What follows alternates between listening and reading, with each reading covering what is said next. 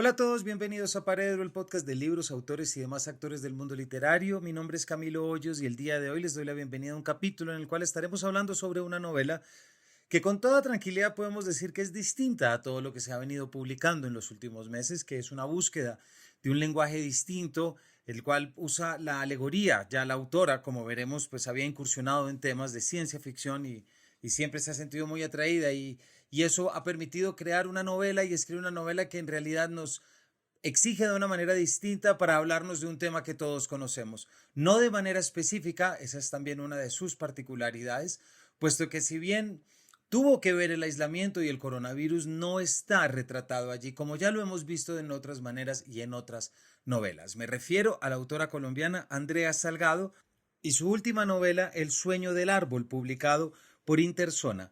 Andrea nació en Sevilla, en Valle del Cauca, es escritora, periodista y profesora de escritura literaria de ficción y no ficción. Ha sido profesora de los programas de creación literaria de pregrado y posgrado de la Universidad Central, de la Facultad de Comunicación Social y Periodismo de la Universidad de La Sabana y la Universidad del Rosario, así como del programa de escrituras creativas de la Universidad Nacional de Colombia. Fue directora cultural de la Feria Internacional del Libro de Bogotá, Filbo, entre 2018 y 2019, y directora del taller de cuento del Instituto Distrital para las Artes. Es también autora de la novela La lesbiana, el oso y el ponqué y del ensayo Six Feet Under. Cuentos, crónicas y poemas suyos han sido publicados recientemente en las antologías Cuerpos de la editorial Planeta y Como la Flor, también de la editorial Planeta. Se trata de una novela que llama la atención precisamente por la forma que utiliza el lenguaje para retratar algo que todos vivimos de alguna manera y bueno, aquí en Paredro siempre vamos a querer traer lo distinto, aquello que merece la atención de nuestros lectores. Así que sin mayores preámbulos les doy la bienvenida a este Paredro. Bueno, en primer lugar, Andrea, bienvenida a Paredro. Hola Camilo, muchas gracias por la invitación. Qué bueno estar aquí charlando contigo. No, qué rico que estemos charlando porque teníamos unas charlas pendientes ya desde hace rato y con este libro tuyo, El sueño del árbol, publicado por Interzona, del cual vamos a estar hablando hoy, creo que hay mucho que hablar, hay mucha, iba a decir mucha tela que cortar, pero no sé si hay muchos frutos que alcanzar para meternos también dentro de la novela, De la ¿cierto? lotica. Dentro de... Muchas manzanas y guanábanas. Guanábanas para recoger en el jardín de la diosa para perezosa. recoger del jardín, porque, y esto también pues de entrada para nuestros oyentes, lo que te decía ahorita, Andrea, yo creo que no hay una novela más delirante que yo haya leído en los últimos años y dándole al delirio una gran categoría narrativa en cuanto a experiencia literaria, experiencia estética, pero no hay libro de los que se nos haga en ciertos aspectos más sencillo cogernos de algo como el tuyo, porque hay un lenguaje alegórico, hay un lenguaje mítico, es decir, estás bajo una mezcla de muchas cosas sobre las que vamos a hablar ahora. Pero quisiera arrancar, Andrea, nosotros ya habíamos hablado algo de una parte de este libro en la presentación hace un mes que estuvimos del libro Bogotá contada 8, la colección Libro al Viento, que, a la cual ya nos hemos referido últimamente. Y la primera parte de este libro del que vamos a estar hablando ahorita, es decir, El bolero del cuerpo y la razón, aparece como un texto de Bogotá contada a 8, lo que hace pensar que este libro, que parezca ser muy delirante, tiene unos elementos muy materiales puestos en el piso. Entonces, me gustaría preguntarte, Andrea, ¿por qué no nos cuentas un poco de dónde surge la experiencia para la escritura de este libro y cómo fue precisamente arrancar por un capítulo? Porque tú algo me habías comentado que de repente cuando lo terminaste dijiste, no, esto me está pidiendo mucho más, pero ya lo que habías hecho era un texto que estaba encaminado para representar la experiencia urbana como lo es los distintos títulos de Bogotá contada. ¿Por qué no arrancamos por ahí? El libro comienza, y digo, comienza la escritura en un momento en el que me pidieron precisamente de Bogotá contada, que contara Bogotá a través de la ventana. Pues resulta que yo vivo en este momento, sigo viviendo, en ese momento me había acabado de pasar a vivir, yo vivo frente al cementerio central, muy cerca del cementerio central, no es frente a frente, pero desde mi estudio, en diagonal, desde aquí donde estoy en este momento, por ejemplo, en diagonal, puedo ver los columbarios del cementerio central. Entonces, pues básicamente ese proceso de escritura comenzó pensando Bogotá desde la ventana, pues porque claramente era el inicio del confinamiento por la pandemia del COVID. Entonces, pues estamos encerrados, básicamente estábamos encerrados y pues yo comencé un día con esa primera línea con la que inicia el libro, El bolero del cuerpo y la razón, y es desde que las autoridades le dieron el cuerpo por cárcel, el cuerpo sabe que tiene que dejar de pensar en la razón, pero no puede.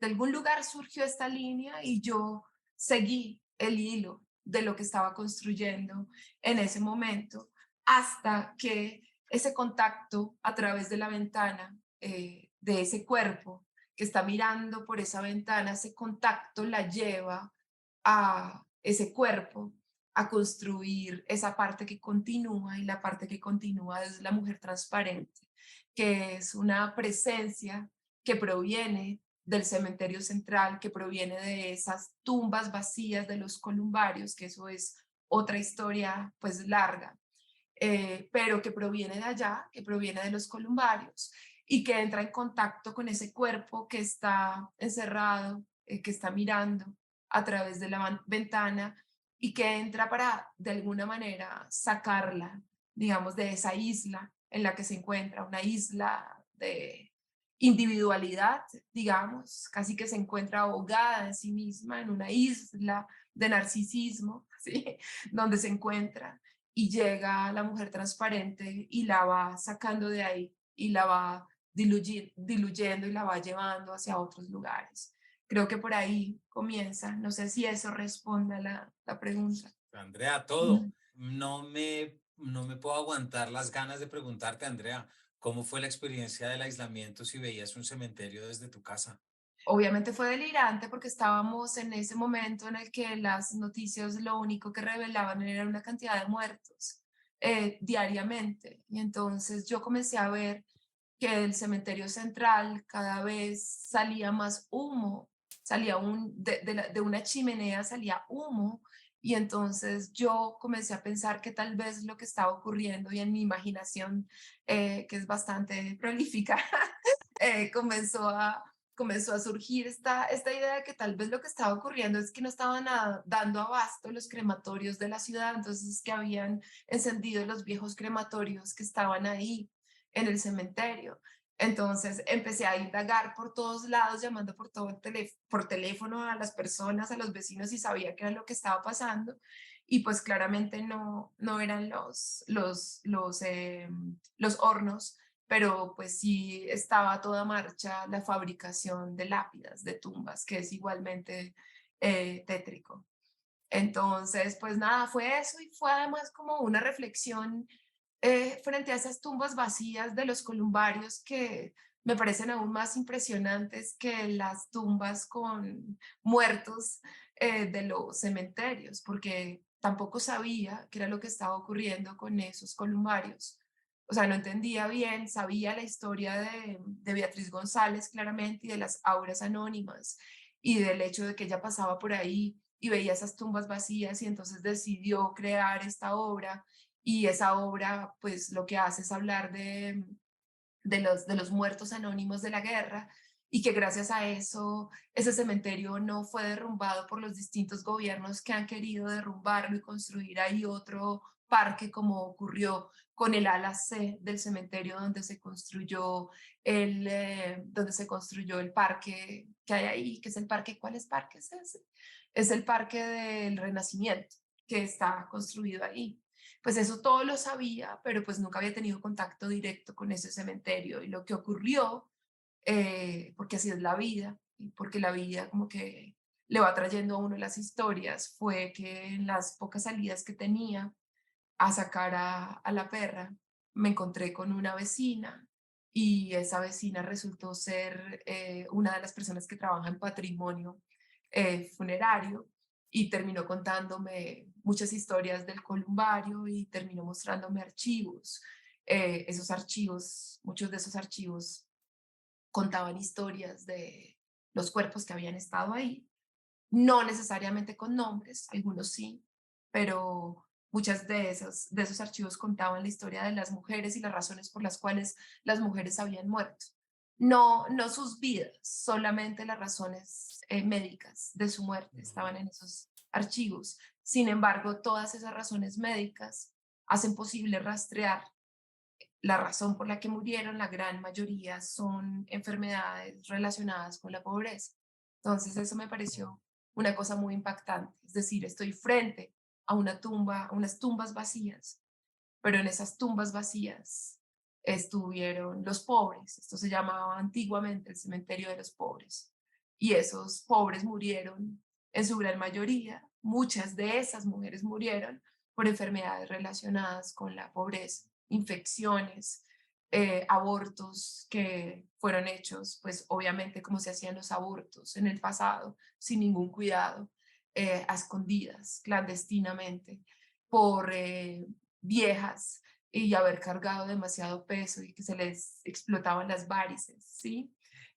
Por asuntos no sé, cosas que les ocurrían en sus úteros, ¿no? Como que se descuelgan los úteros del esfuerzo y del trabajo físico. Entonces, una cantidad de cosas físicas que, pues, que nos daban cuenta de lo que ocurría, ¿no? O sea, de lo que ocurría sin que sepamos realmente nada más que eso. Entonces, eso me pareció muy impresionante y yo creo que de ahí surge, pues, esta parte del libro, que es la mujer transparente, y es que hay alguien solo, hay alguien que está encerrado, que tiene su cuerpo por cárcel, y tener su cuerpo por cárcel es estar encerrado dentro de sí mismo y después entrar en contacto con estas especies de espectros, pues que te conectan de alguna manera con la vida del país y que te conectan con la vida de los demás y que sacan al cuerpo de su propio ensimismamiento y le hacen entender que su dolor no es único, sino que es el dolor de muchas. Exacto, y ahí hay una cosa, Andrea, que mientras te escucho, es muy interesante ver en la literatura y en la creación literaria cómo una cosa termina activando otra, ¿cierto? Porque claro, a mí es que me llama mucho la atención de esa primera parte, y eso ya lo hemos hablado, pero este diálogo que se establece entre el cuerpo y la razón. Es decir, leo en la página 17, que es una o dos páginas más adelante de la que tú acabas de leer. El Ujú. cuerpo no ha parado de acechar a la razón en el bosque de palabras. Está encerrado, pero virtualmente puede desplazarse por donde quiera. La razón parece tener el don de la ubicuidad. Está en todos los lugares expresando sus opiniones sobre los temas más diversos. No solo parece saberlo todo, sino que está convencida de ser la dueña de la verdad. Tiene muchos seguidores que la idolatran. Al cuerpo le gusta todo lo que la razón dice. No está de acuerdo con casi nada, pero su prosa es burbujeante como una Bretaña. Eh, es muy bueno, pero lo te pregunto porque de la experiencia que yo creo que todos y muchos de quienes nos están oyendo durante el aislamiento y durante los años meses más críticos del COVID, pues lo que yo nunca había temido más por el cuerpo, ¿cierto? Es decir, es que te das cuenta de los enemigos invisibles, llamémoslo así, no deberías decir enemigos, pero pues así eran, ¿cierto? Los asintomáticos, y siempre es como cuidando una cárcel que de repente estaba mostrando ser excesivamente vulnerable. Todo aquello que tanto habíamos creído, nos encontramos desnudos frente a un peligro que nos hace empezar a cambiar. Pero tú tomas esta experiencia, esta, esta suplantación, si se quiere, de lo que es más importante, y a lo largo de tu novela lo llevas luego incluso a transliteración de cuerpos, es decir, porque luego vamos a hablar del título y está una niña que siempre está caminando. Entonces, para ir mostrándole a nuestra audiencia, Andrea, tu novela cómo va, ¿por qué no nos cuentas? Ya nos contaste la primera parte de La Mujer Transparente, pero cuando terminas esto y sabes que viene toda esta búsqueda por parte del personaje y también las búsquedas narrativas, que tiene que ver mucho con la identidad del cuerpo femenino, latinoamericano, colombiano y la relación con la naturaleza, ¿en qué momento te das cuenta que un estilo, llamémoslo cuasi alegórico, y un lenguaje que te remonta a otras instancias, ¿cuándo caíste en cuenta que esa era la manera más efectiva de llevarlo? Yo sé que tú has escrito, tú eres de la Casa de la Ciencia Ficción, te interesa mucho, pero en esta particularidad, cuando sales de algo tan visceral como puede ser ver los columbarios desde tu casa, ¿en qué momento este lenguaje que me parece que es de lo mejor logrado de tu novela en muchas cosas, ¿en qué momento dices, esto tiene que ser por acá? Tiene que ser, estás hablándote perdón, y estás refiriéndote a, tiene que ser por acá en el bolero del cuerpo y la razón o de los movimientos que siguen De después todos los o movimientos, el ejercicio del lenguaje, digamos. todo, de ese sueño que termina siendo tu libro, que termina atrapando 3 discursos y 3 narrativas que ahorita los distinguimos, pero hay algo en tu novela que es, mejor dicho, que echa mano de unos recursos para poder llevarlos a un entorno en el que las cosas no son tan claras.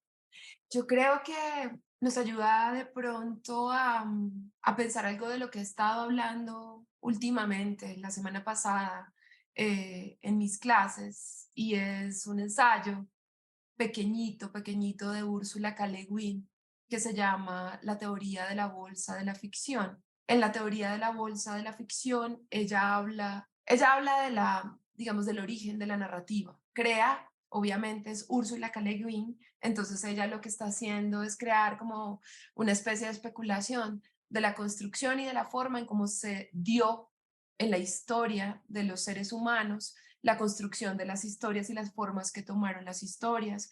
Entonces ella toma la idea empieza hablando en este ensayo y es muy bello, ojalá que todos y todas lo leamos, es muy bello, pero toma la idea de la casa del mamut. Entonces ella empieza a decir, en épocas prehistóricas teníamos bastante tiempo, no como ahora que tenemos que trabajar tanto, pero teníamos bastante tiempo.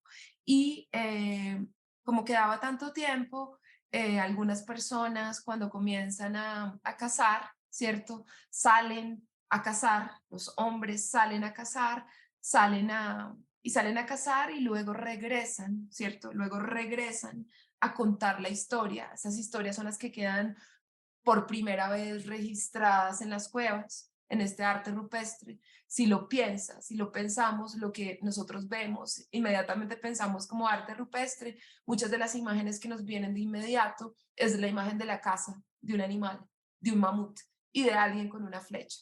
Ella dice, cuando regresaban de la casa, de la casa del mamut, llegaban a contar la historia y pues contaban esta historia emocionante de cómo habían estos héroes avanzado hasta que finalmente habían logrado capturar a este mamut. Entonces dice que desde el inicio del arte de contar relatos, siempre tenemos a un héroe y ese héroe sigue permanentemente teniendo una lanza con la que debe atravesar algo y lo enfrenta a una siguiente idea y la idea es que dice el verdadero primer artefacto cultural, o sea, el artefacto que aparece en la cultura, no es una lanza, no puede ser una lanza porque antes éramos recolectores, ¿sí? No puede ser una lanza. El primer artefacto que tuvo que aparecer claramente es la bolsa de recolección, ¿sí? Entonces, y en esa bolsa de Muy recolección bonito, sí.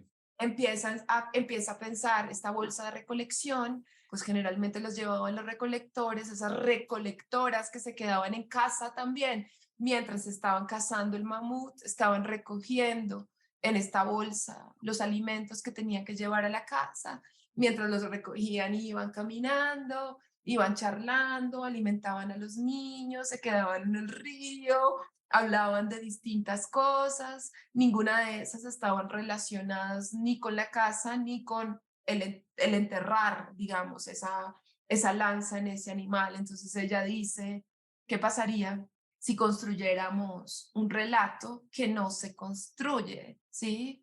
Con un héroe central, con un solo héroe y que no tiene la idea de disparar una flecha o de enterrar una lanza o de llegar a un punto absolutamente concreto que es lo que nosotros llamaríamos la resolución, ¿sí? Un Ya. inicio, un nudo y un desenlace. ¿Qué pasaría? O sea, ¿qué pasaría? Al mismo tiempo resuena en mí, hace mucho rato también en estos procesos de enseñanza, de escritura, una idea que tiene Peter Hanke sobre la escritura y es que él habla de la existencia de una escritura anterior y de una escritura posterior.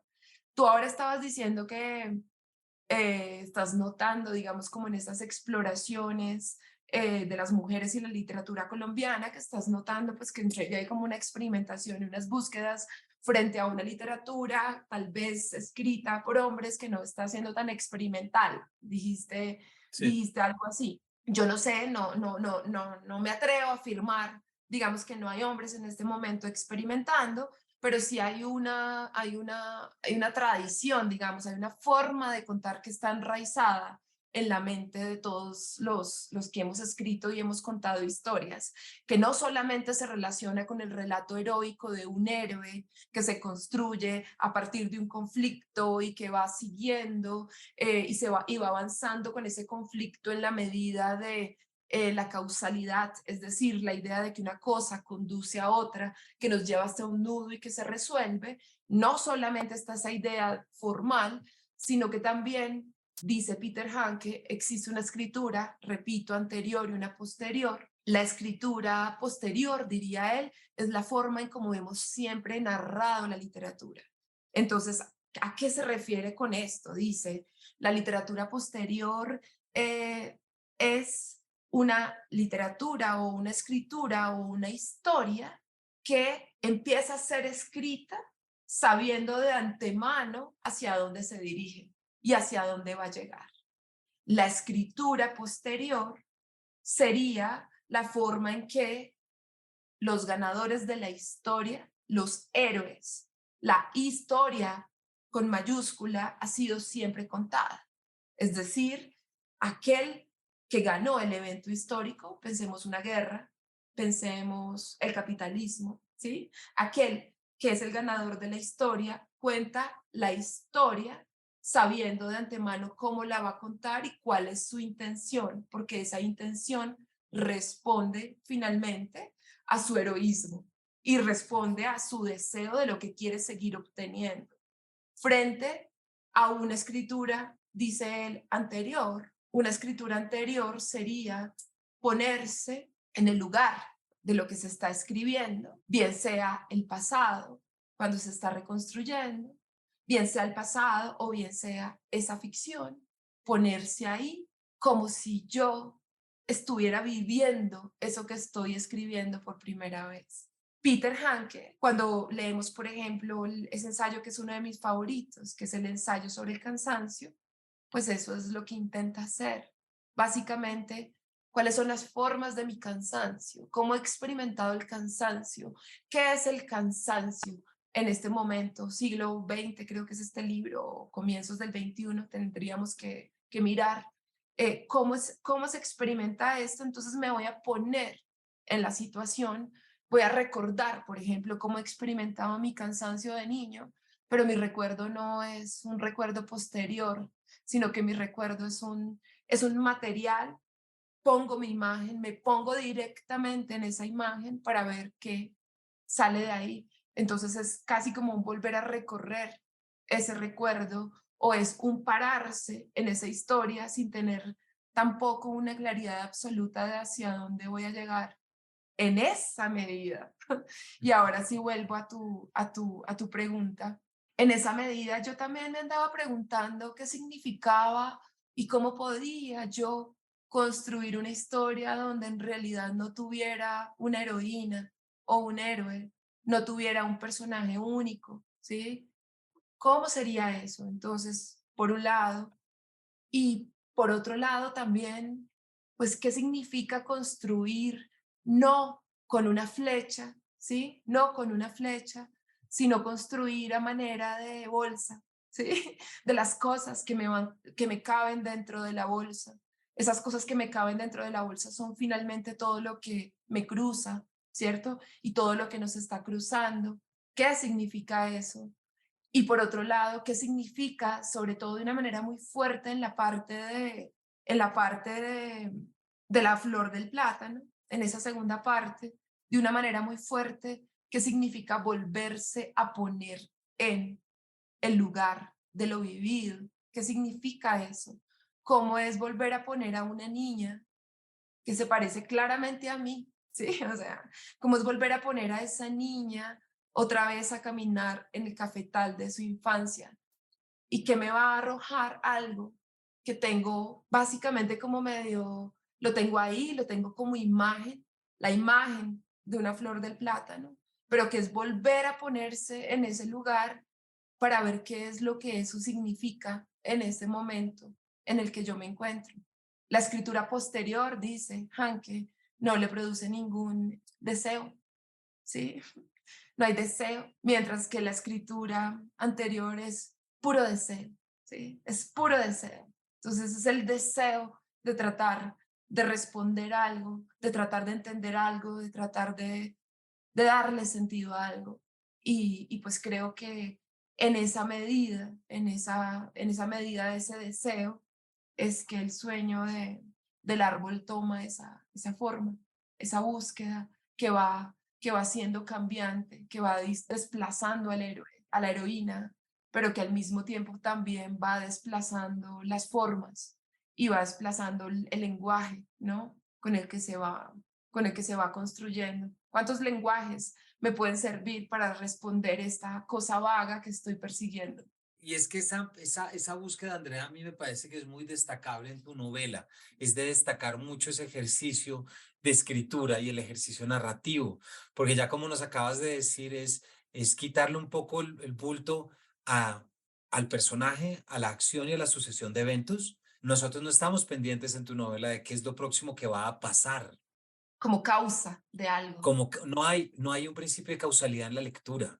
No, al contrario, hay un estado más pasivo, no por eso menos concentrado, porque la pasividad también es una forma de concentración y de rigor, porque me parece que estamos más atentos a las imágenes que están apareciendo del devenir de tu texto y de los tres temas que llevas, que es la razón y el cuerpo en la lucha. El segundo, digamos, narrativa que tenemos es el de la materialización de la niña, esta niña que nos acabas de decir del cafetal, en el que también aventuras a hacer preguntas y que la pones allá a hacer preguntas, y luego el sueño del árbol, ¿cierto? Es decir, que son como tres, mejor dicho, ni siquiera sabría decir cuántos personajes son, pero son tres circunstancias a través de las cuales uno normalmente pregunta lo anterior y no quiero estar repitiendo lo mismo, pero tiene algo que ver con lo anterior.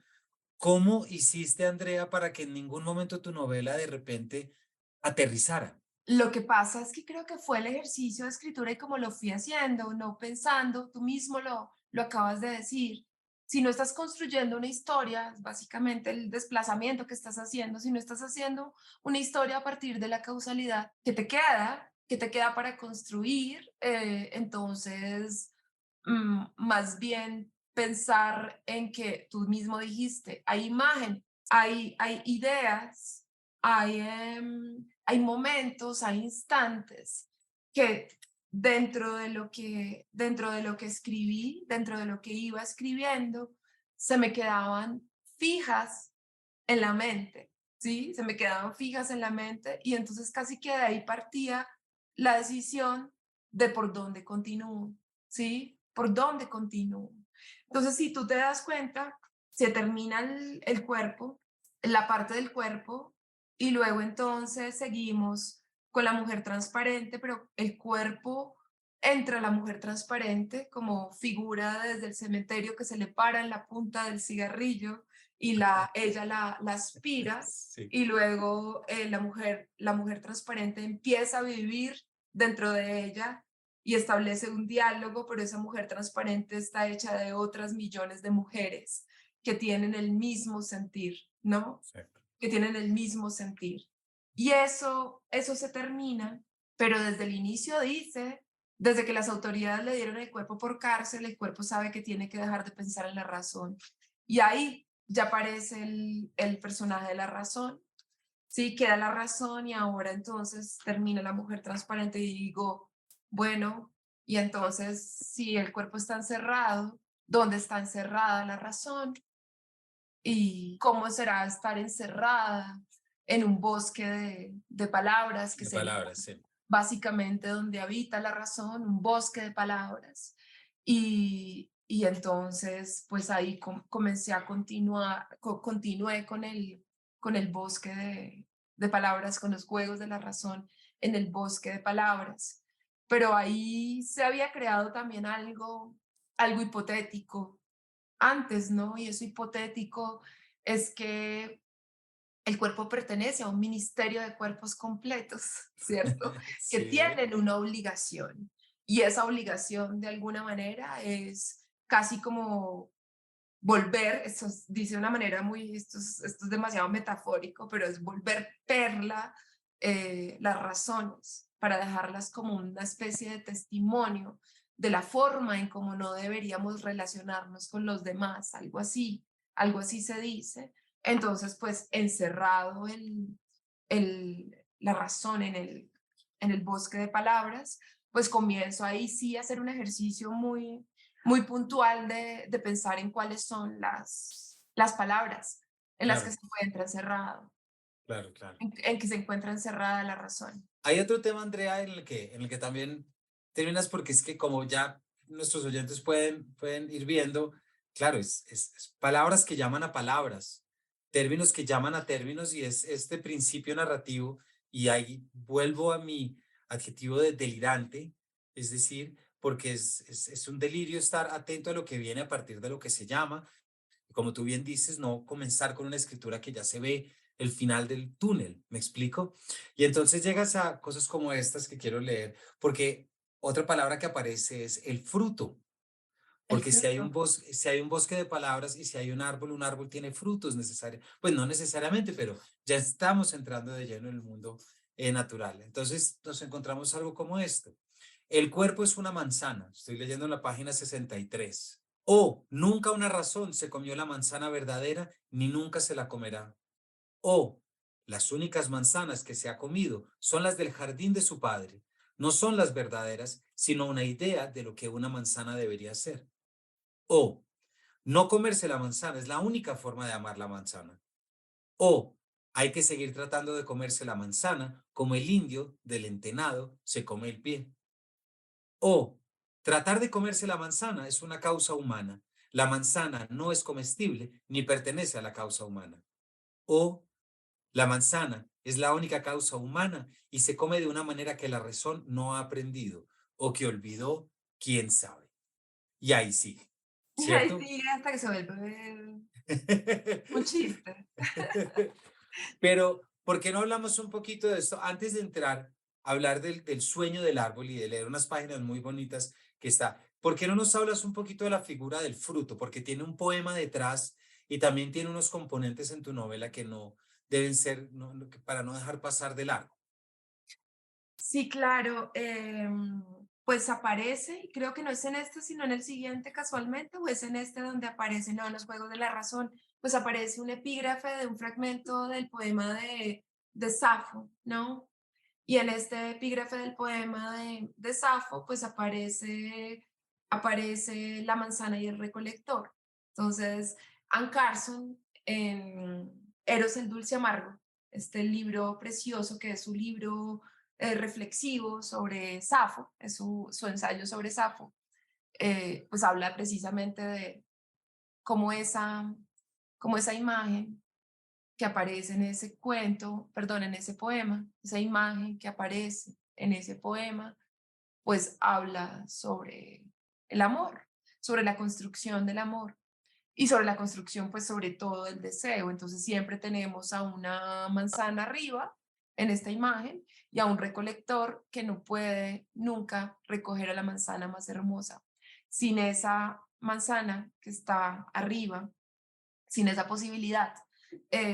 Si no existiera esa manzana, pues dice Anne Carson, entre todas las cosas que dice en ese libro, si no pudiera, o sea, si la manzana pudiera ser alcanzada, no existiría el deseo. ¿Sí? Okay. Es decir, es como casi todo el principio de Eros. Eros siempre está en la mitad, entre el recolector y entre la manzana. Siempre está en la mitad y está en la mitad para incitar el movimiento de un lado hacia el otro, pero incitar, sobre todo en este caso del poema, el movimiento del recolector hacia la manzana, porque es el deseo, lo está moviendo. Pero jamás Eros va a permitir que el recolector llegue a la manzana, porque si llega a la manzana, se acaba el deseo. Claro. ¿Sí? Y ese es el mismo principio de la imaginación. ¿Sí? Es el mismo principio de la escritura. Es el mismo principio del arte. O sea, si Eros no existe, no vamos hacia ningún lugar, si Eros no está. Y pues hay una serie también de reflexiones sobre la inexistencia de Eros, o sea, como de alguna manera el capitalismo lo que hizo fue sacarnos a Eros de la conjunción y sacarnos también de la conjunción la idea de que hay una manzana, sino crearnos la idea de que hay como un superávit de manzanas. ¿Sí? Hay muchas manzanas, entonces el recolector y ahí pensando un poco hacia Eva y Luz, no sé cómo pronunciarlo bien, pero es la socióloga del amor, pues dice que básicamente se ha creado, digamos, sobre todo en el patrón de las relaciones heterosexuales, la idea de que el recolector tiene todas las manzanas a su disposición. Hay un superávit de manzanas, entonces, pues básicamente no está tan interesado porque tiene tantas. Entonces, ¿cómo así? ¿Qué va a hacer con todas estas manzanas? Y por el lado de la mujer dentro de esta estructura, pues la mujer siempre está compitiendo con esa cantidad de manzanas, estoy poniéndole palabra de manzanas. Sí, sí, sí, Está, sí, sí. está compitiendo con las otras manzanas para tratar de ser la manzana más bonita, a ver si el recolector quiere ir Tiene hacia más- ella. Entonces hay una crisis como una crisis del Eros impresionante. Entonces este capítulo que son los juegos de la razón, lo que hace es enfrentar todo el tiempo a la razón a momentos. Entonces un primer momento es la vorágine, que es esa escena que a mí me parece muy diciente, que es, te voy a leer el fragmento. Déjame huir, oh selva, de tus enfermizas penumbras formadas con el hálito de los seres que agonizaron en el abandono de tu majestad. Tú misma pareces un cementerio enorme donde te pudres y resucitas. Quiero volver a las regiones donde el secreto no aterra a nadie, donde es imposible la esclavitud, donde la vista no tiene obstáculo y se encumbra el espíritu en la luz libre. Y pues esto me parece muy impresionante porque es un personaje enfrentado a la majestad, enfrentado a la grandeza de la naturaleza, pero pues completamente muerto del susto y deseando en realidad no tener que encumbrar el espíritu, deseando otras cosas, ¿no? Como que esa selva impenetrable, ese cuerpo impenetrable no, con el cual no se puede comunicar ha dado que no se puede comunicar y que no puede entrar ahí. Eso me parece impresionante. Claro. Entonces, y así sigue avanzando con El Entenado, que me parece muy impresionante, una novela que adoro, que me encanta, que es El Entenado de Juan José Saer, y que ocurre algo similar, y es que el entenado frente a los indígenas se siente siempre por siempre un hombre incompleto, porque los indígenas sí pueden entrar en otras formas de comunicación con el mundo que los rodea y va continuando hasta que se encuentra con John Fowles, con John Berger, Con los dos Jones, con sí, los dos Jones sí.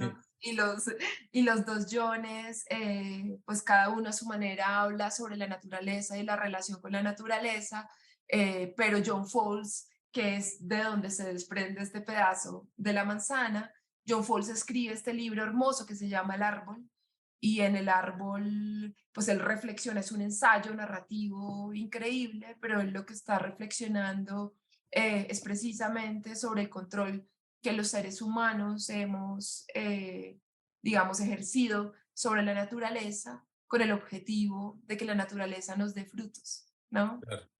Y ahí vuelve por donde arrancamos. Andrea, se nos está acabando el tiempo, pero yo todavía tengo dos preguntas que te quiero hacer. La primera es la siguiente. Todo lo que estamos hablando parece estar o está o tiene su lenguaje y su altura, digamos, como desde todo esto que estamos hablando del legórico, mítico, o esta búsqueda del lenguaje que lleva a estos otros, pero hay una constancia, por lo menos en algunos capítulos, con las manifestaciones sociales. Hay algo que es tremendamente palpable y que tuvo un efecto y que en principio parecería que se desliga de esto que estamos hablando.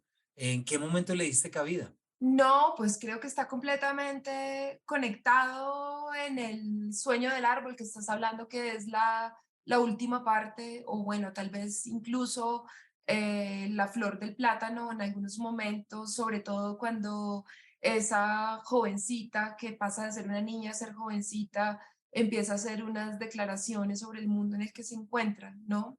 Que existen ciertos tipos de mujeres, cómo está armada esa sociedad, pues yo creo que hay ahí como un componente bien político en relación a la mirada y cómo se A está eso es a lo que entendiendo voy.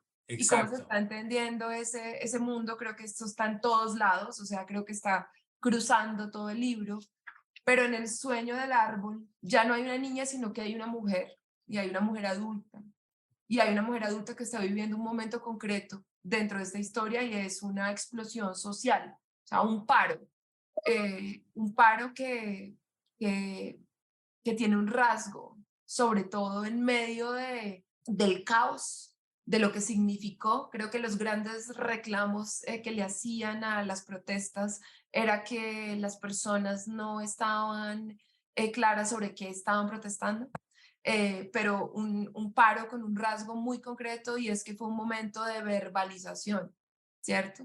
De verbalización de todos los dolores y de todas las heridas que las personas tenían adentro. Entonces, creo que hay un momento concreto en el que dice, y no me acuerdo en qué momento está, en que ella no encuentra ninguna diferencia, sigue hablando de las manzanas en este capítulo, está dibujando la forma en cómo se ha construido la idea del amor a partir del ejercicio de dibujar una serie de manzanas y de un recolector que las está recogiendo y ahí mismo está mostrando cómo hay un superávit de manzanas y un recolector que no le importa ninguna manzana y al mismo tiempo eh, vuelve esto la idea del victimario y el superávit de víctimas, victimario al cual no le importan sus víctimas. Y pues básicamente esto se conecta también con esta idea de Eros y se conecta con la idea del amor, ¿no?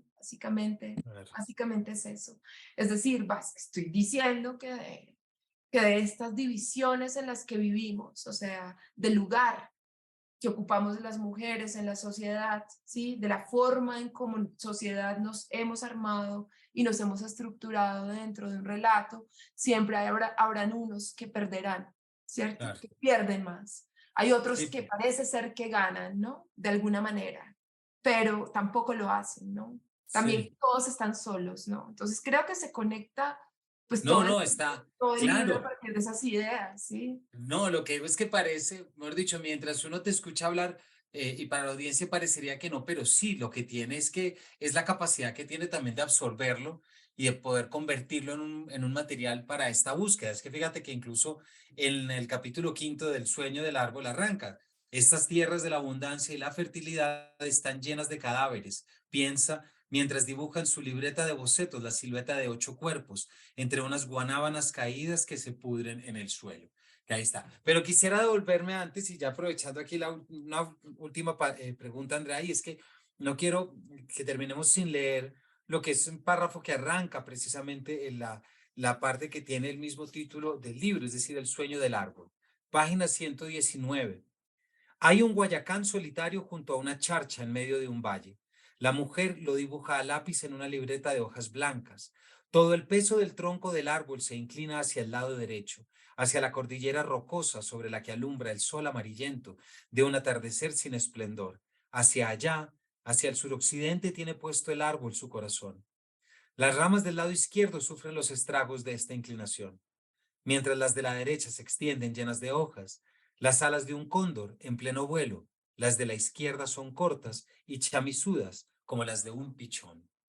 A mí me Ujú, parece un párrafo muy bonito, me ujú, parece que se ve mucho ese árbol ahí, pero también es la última parte que cierra el libro, no solamente como ya dije con el mismo título, pero también digamos que marca mucho esta evolución. Me parece muy diciente que se arranque de una separación entre el cuerpo y la razón para terminar ejemplificando y proyectándose prácticamente desde la figura de un árbol. Y es la sí. figura de un árbol que no pasa únicamente desde lo orgánico, sino también desde lo creativo artístico, porque es una relación que establece la mujer, que es la mujer con la que venimos hablando, que no solamente se está relacionando con el árbol a través del sueño, sino que ya venía relacionándose a través de la creación de los dibujos que está haciendo. Ujú. ¿Nos cuentas un poquito de este cierre también ya para que nuestra audiencia quede convencida? Pues el árbol aparece desde el inicio. Hay un árbol, ¿no? Hay un árbol primero, que esa es otra de las, como los vasos comunicantes, pero aparece un árbol del que cuelga un relato inconcluso, ¿no? Siempre está como esta idea del árbol del que cuelga un relato inconcluso y luego entonces yo lo siento así de esta manera. Luego la segunda parte, que es el bolero del cuerpo y la razón, para mí hay siempre un relato, ¿sí? Que cuelga de un árbol, el relato inconcluso que cuelga de un árbol, y en mi mente el relato inconcluso que cuelga del árbol es la flor del plátano. Hay un relato ahí inconcluso sobre la construcción de la identidad de una mujer, de cómo se va construyendo su vida y lo que ella cree que es el amor y la forma, el lugar que ella ocupa en el mundo como mujer, qué significa ser mujer y cuáles son las opciones, ¿no? Y las opciones con las que termina el flor de plátano pues, son terribles. O eres esposa, moza, puta, o eres una mujer hombre, o eres una mujer placa de mármol gris. Quedan en cinco opciones, ¿no? Y luego el sueño del árbol cuando aparece es el intento, ¿sí? El intento de esa mujer de dibujar otra naturaleza distinta del amor. Otra para su madre, que es como, pues básicamente lo que significa la madre y es toda la educación sentimental, proviene de ahí, de ese mundo. Construirle otra forma, ¿sí? Otra forma de amar, otro entendimiento, darle lo que la madre y las antepasadas no tuvieron, como tratar de dárselo, pero justo cuando está tratando de hacerlo, llega una explosión social, está en ese ejercicio de dibujarlo. Y pues lo único que hay son cadáveres, entonces el sueño del árbol, de lo que se quiere construir, pues termina enfrentado a una realidad llena de muertos y llena de violencia y llena de horrores que están básicamente reiterándole una y otra vez que aquello que construyó antes, que aquello que se encuentra en la flor del plátano, esas formas de existir son las únicas posibles como método de vida, de supervivencia. Entonces lo que hace es seguir intentándolo uno a uno y esto termina convertido en una reflexión sobre cómo va a poder ser ese árbol, ¿sí? Cómo puede existir siendo ese árbol, cómo será ser ese árbol, qué significa eso y termina incendiándolo todo, básicamente. Termina como ocurre en el libro, incendiando, incendiando como todo lo que tiene que ser encendido, todo lo que fue, ¿sí? Todo lo que dolió, casi como llevándola finalmente a lo que tendría que ocurrir antes de la construcción de una verdadera nueva naturaleza, pues tendríamos que quemarlo todo y hacer el duelo, ¿no? Básicamente eso, y termina con ella llevando hacia esa madre, hacia Dios, hacia la idea de un Dios y básicamente ese Dios, ella le pone la mano en el corazón y ese Dios, pues ese corazón se cierra para dejarle saber que ella existe, ¿sí? Básicamente, ¿qué es lo que necesitamos? ¿Sí? Exacto. Que es el amor, básicamente, o sea, es el amor, saber que existimos y que eso era lo que necesitaban Exacto. todas esas mujeres, que se les diera ese lugar, ella, su mamá, todas las otras que aparecen, todas las mujeres transparentes que aparecen, pero no termina, no puede todavía crear esa nueva naturaleza y por eso termina con esa imagen de mirar el cielo para ver esa intermitencia, sí, esa intermitencia de esos cuerpos que hay al final en ese bonus track del libro. Ujú. Básicamente como tratar de entender, bueno, y ahora entonces, ¿qué es lo que vamos a crear? Tenemos que crear algo nuevo entre todos, ¿no? Claro. Sí, tenemos A- que crear algo nuevo. Andrea, muchas gracias por todo lo que nos has contado y además creo que con lo que estás cerrando hay una coherencia total con la manera como escribes esta novela y con la manera como la ensamblas. Es decir, algo nuevo exige un lenguaje nuevo. ¿verdad? Exige una forma distinta de escribirse, que es todo lo que venimos hablando ahora. A mí no se me va a olvidar eso nunca, que es de las cosas que más me gusta que dice Rimbaud de Baudelaire, dice, es aquel que creó para una nueva sensibilidad, creó un nuevo lenguaje, porque no vas a llegar a una nueva sensibilidad si no es a través de un nuevo lenguaje, si no es a través de unas nuevas imágenes. Y yo creo que de todos los temas y tramas y sucesos que ya hemos hablado de tu novela, yo la recomiendo mucho a nuestra audiencia precisamente por esa puesta en marcha experimental, experiencial también, de cómo podemos llegar a nuevos lenguajes a través de una búsqueda distinta. Y creo que con todos los ejemplos que nos has dado, desde Peter Hanke, pasando por Ursula K. Le Guin, y sobre todo con toda la idea del relato como el fruto que está colgando, creo que esto tiene que ser también un aliciente para todos quienes nos oyen, que escriben y entender que a veces las historias nuevas requieren de nuevos lenguajes, algo que tú sabes también muy bien como profesora de escritura creativa. Andrea, se nos acaba el tiempo, pero muchísimas gracias. Sí, y muchas gracias por la invitación y pues una última cosa y es entender lo nuevo, no como algo que surge de la nada, sino un diálogo permanente con el pasado, entender que hay que buscar precisamente en las imágenes del pasado, sí, el material para trabajar, porque hay que darle una nueva vida a esas imágenes de siempre, no eliminarlas, no crear de la nada, sino que entendamos que provenimos de otro lugar y que desde ese lugar también nos estamos nombrando. Y yo creo que eso queda claro y te agradezco mucho también Muchas gracias. las tareas y la bibliografía secundaria que nos diste, porque yo creo que eso lo muestra, pero eso lo muestra muy, muy claro. Es decir, incluso para llegar a una obra que tiene unas características, volvamos a la palabra, delirantes, se requiere de una base para saber por dónde proceder. Incluso se requiere de una base para la apertura. Para todos hemos estado hablando con Andrea Salgado, su última novela, El sueño del árbol, publicado por Interzona. Así que ya saben su camino hasta su librería más cercana, hasta su librero de confianza para poder comprarlo y leerlo. Andrea, de nuevo, muchísimas gracias por habernos Y contado Camilo, tanto y por meternos en esta aventura que vuelvo y repito y vuelvo a decir, es algo que vale la pena enfrentarse, vale la pena leer y vale la pena, sobre todo, siempre hacer ese juego que lo literario está buscando nuevas formas de comunicación y que si no lo hiciera, apague y vámonos, prácticamente. Entonces, gracias Andrea, gracias a todos ustedes por habernos acompañado y nos vemos en una próxima edición de este Paredro.